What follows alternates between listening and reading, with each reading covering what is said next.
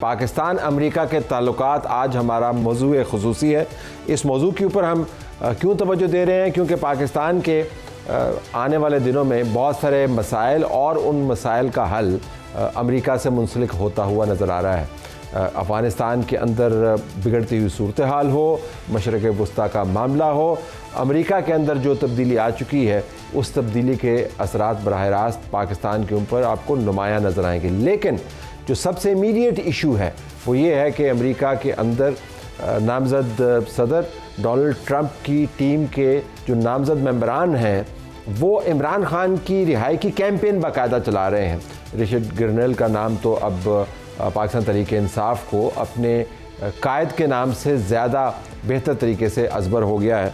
लेकिन इसके साथ हम दूसरी तरफ से भी बयानात की भरमार देखते हैं जिसके अंदर इमरान खान और पीटीआई का मौक़िफ़ अपनाया जाता हुआ नज़र आ रहा है। तो प्रोग्राम के पहले हिस्से में हम बात करेंगे साजिद तारड़ साहब से, जो हमारे स्टूडियोज़ में कुछ अर्सा पहले यहाँ पर मौजूद थे लेकिन अब अमेरिका में हैं।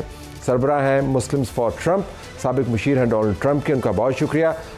अभी हम 1 मिनट में उनसे बात करते हैं। हम इसी प्रोग्राम में सेनेटर हुमायूं मोहम्मद की तरफ भी हम जाएँगे और उनसे पूछेंगे कि क्या पाकिस्तान तहरीक इंसाफ वाक़तन अपने पुराने बयानिए के बरक्स जा रही है। वो तो कह रहे थे कि हमें अमेरिका की ग़ुलामी नामंजूर है और आजकल वो तवक्को लगाए बैठे होते हैं रोज़ाना कि कोई उनके हक़ में बयान आएगा फिर उसको अपने सोशल मीडिया पर उछालेंगे। अमेरिका में बहुत कुछ ऐसा होता है जो दुनिया को हैरान करता है, लेकिन जो हम देख रहे हैं कम से कम सहाफ़ियाना ज़ाविये से देखें तो इसकी नज़ीर नहीं मिलती कि एक एडमिनिस्ट्रेशन जो आने वाली है उसका एक नॉमिनी अपनी हुकूमत की पॉलिसी की डिक्लेरेशन से पहले किसी और मुल्क की सियासी जमात की बाकायदा कैंपेन कर रहा हो। It is unheard of. या हो सकता है हमारी मालूमात नाकस हो। एजाज़ चौधरी साहब साबिक़ सेक्रेटरी ख़ारजा पाकिस्तान के एम्बेसडर रहे हैं मुख्तलिफ ममालिक में, इनसे कोई चीज़ मख्फी नहीं होगी। तो एजाज़ साहब, ऐसा कभी आपने देखा कि एक बाकायदा कैंपेन जो है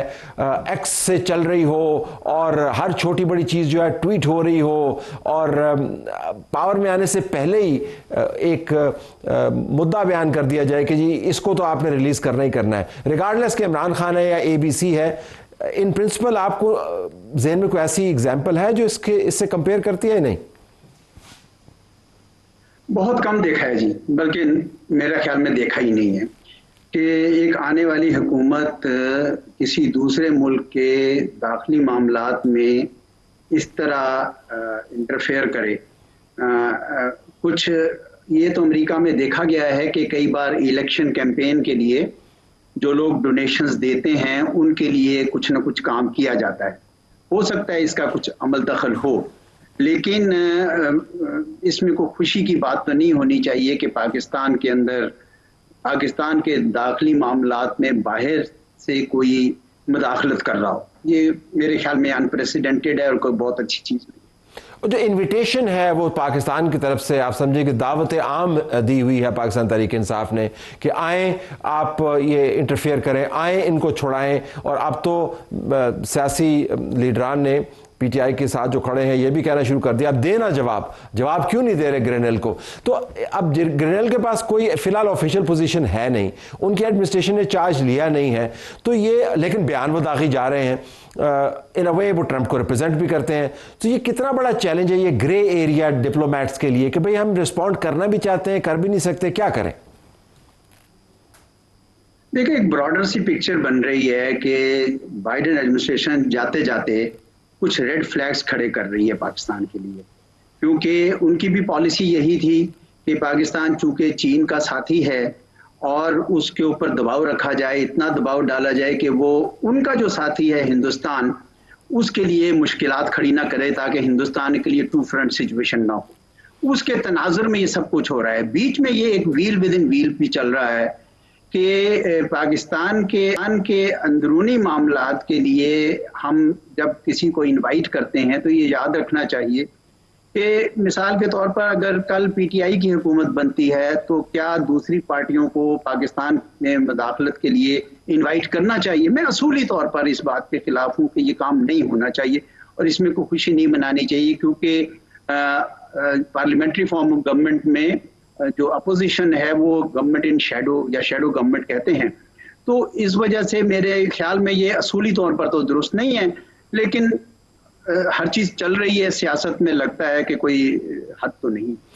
हमारी सियासत में जो चल रही है ये बड़ा दिलचस्प है, जो आपने पहले जिक्र की, जो सयाको सबाक है, वो बड़े पॉलिसी के इश्यूज हैं, वो चाइना है, वो पाकिस्तान का न्यूक्लियर प्रोग्राम है, वो पाकिस्तान के रियासती इदारों के ऊपर दबाव डालने की एक पॉलिसी है जिसके अंदर आपको बाई पार्टीजन कंसेंसस भी नजर आता है।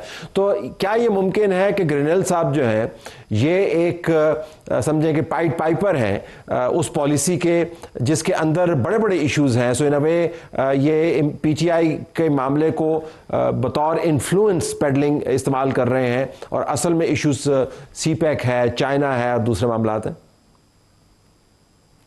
जी, मुझे यकीन है इस बात का, और मेरे ख्याल में बाइडेन एडमिनिस्ट्रेशन ने जानबूझ के ये मामला अभी उठाए हैं।